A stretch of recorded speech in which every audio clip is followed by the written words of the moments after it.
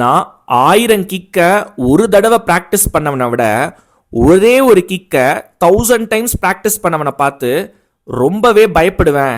இதை சொன்னது நான் இல்லைங்க, லெஜெண்ட் ப்ரூஸ்லி அவர்கள். ப்ரூஸ்லி அவர்கள் நமக்கு எக்கனாமிக்ஸில் கற்றுக் கொடுக்குற ஒரு முக்கியமான பாடம் இருக்குது அப்படின்னு சொன்னால் உங்களால் நம்ப முடியுதா? ஆமாங்க, மிக்சட் ஸ்ட்ராட்டஜி ஈக்குலிபிரியம் அப்படிங்கிறத ப்ரூஸ்லி ரொம்ப இஃபெக்டிவாக வேற மாதிரி நமக்கு சொல்லி தருவார். அதாவது மிக்சட் ஸ்ட்ராட்டஜி ஈக்குலிபிரியம் என்ன சொல்லுதுன்னா, உங்கள் மூவ்ஸ் எதிராளிகளால் டிஃபைன் பண்ண முடியாத மூவாக இருக்கணும், அது பேட்டர்னுக்குள்ள அடைக்க முடியாத மூவா இருக்கணும். அப்படின்னா அதை நீங்க ரேண்டமைஸ்டா எடுக்கணும், அதுக்கு ஒரு பேட்டர்னை நீங்க கொடுக்க கூடாது அப்படின்ட்டு மிக்சட் ஸ்ட்ராட்டஜி ஈக்குலிபிரியம்ங்கிற கேம் தியரி ஸ்ட்ராட்டஜி நமக்கு சொல்லுது. ப்ரூஸ்லி அவர்களும் இதே தான் பண்ணுவாரு. நீங்க ப்ரூஸ்லி அவர்களுடைய சண்டை காட்சிகளை பார்த்தீங்கன்னா முதல்ல எடுத்த உடனே அவர் அடி வாங்குவாரு.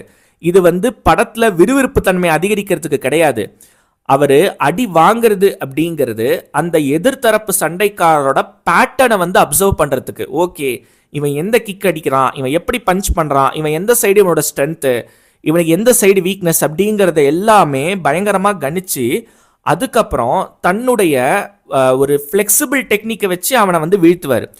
ப்ரூஸ்லியோட மிகப்பெரிய கோர் அப்படின்னு பார்த்தீங்கன்னா டெக்னிக் வித்தவுட் அ டெக்னிக். அதாவது நீ எல்லா டெக்னிக்கும் கற்றுக்கோ, ஆனால் அந்த டெக்னிக்கை கடந்து போய் நீ இந்த டெக்னிக்குள்ள அகப்படாம வாட்டர் மாதிரி நீ ஒரு புதிய வடிவத்தை நோக்கி நீ ஓடு.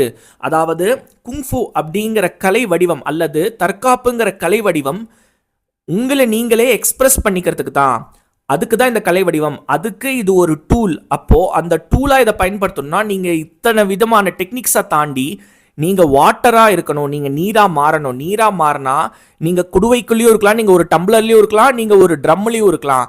அப்போ அந்த மாதிரியான ஒரு நிலையில் நம்ம இந்த தற்காப்பு கலையை நம்ம அணுகணும். அப்படி அணுகுனா நம்ம எப்பேற்பட்ட சண்டைக்காரனோட பேட்டர்னையும் நம்ம பிரேக் பண்ணி நம்ம மிகப்பெரிய சண்டைக்காரனாக வளரலாம் அப்படிங்கிறதான் ப்ரூஸ்லி அவர்களுடைய தத்துவம்.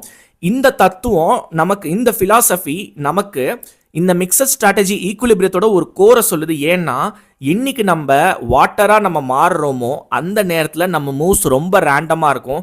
எப்படிப்பட்ட பேட்டர்ன் எடுத்து ஒருத்தர் நம்மளை வீழ்த்தணும்னு நினச்சாலும் அதுக்கு ஏற்ற மாதிரி நம்ம கஸ்டமைஸ் பண்ணி அந்த பர்சனோட அந்த மூவ்ஸை நம்ம கவுண்டர் பண்ண முடியும். இதுதாங்க ப்ரூஸ்லி அவர்கள் நமக்கு சொல்லிக் கொடுக்குற ஒரு முக்கியமான எக்கனாமிக்ஸ் லெசன் அப்படின்னே சொல்லலாம்.